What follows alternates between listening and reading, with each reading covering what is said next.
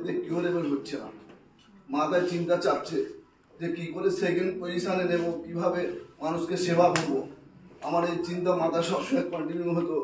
সেই সময় পরিতোষ স্যারের সঙ্গে দেখা হয়, উনি আমার সিনিয়র, উনি আমার এই প্ল্যাটফর্মটা দেখান এবং আমি এটা অনেক জায়গায় দিয়েছি, দিয়ে তার রেজাল্ট নিয়ে তবে আমি শুরু করেছি।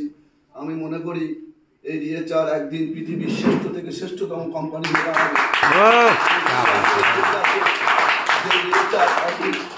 ভারতবর্ষের 20-30% ডিজিজকে আসতেই দেবে না, হতেই দেবে না, 80% ডিজিজ হবে না মানুষের।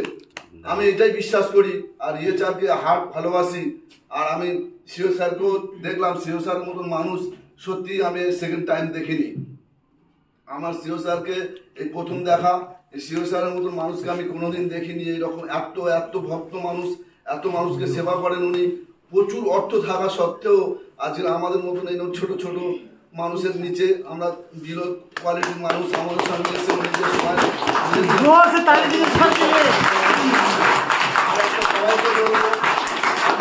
অনুরোধ করবো সবাইকে, আপনারা আমার আই রিকোয়েস্ট ফরেও আমার একটাই অনুরোধ, আপনারা জুমে আসুন। জুমে স্যার থাকেন, এই স্যার থাকেন, সুধীর স্যার থাকেন, ইনি স্যার থাকেন, স্যারের নামটা আমার মনে ভুলে যাচ্ছি, দীনেশ স্যার থাকেন। অসম্ভব জ্ঞান আছে, প্রোডাক্ট সম্বন্ধে জ্ঞান আছে, মানুষের সঙ্গে মেশা কি করে মিশতে হবে সেই জ্ঞানও ওনাদের প্রচুর আছে। আমি একটাই অনুরোধ করবো, আপনারা জমে আসুন, একদিন আপনারা অনেক বড় বিজনেস করতে পারবেন, আমার থেকে অনেক বড় হতে পারবেন। আমিও আশা করি অনেক বড় জায়গায় পৌঁছবো। আমি এই কথা বলে আমার সিও স্যারকে প্রণাম করি, আমার গুরুজনকে প্রণাম করি এবং আমার সিনিয়রকে প্রণাম করে আমার বক্তব্য শেষ করি।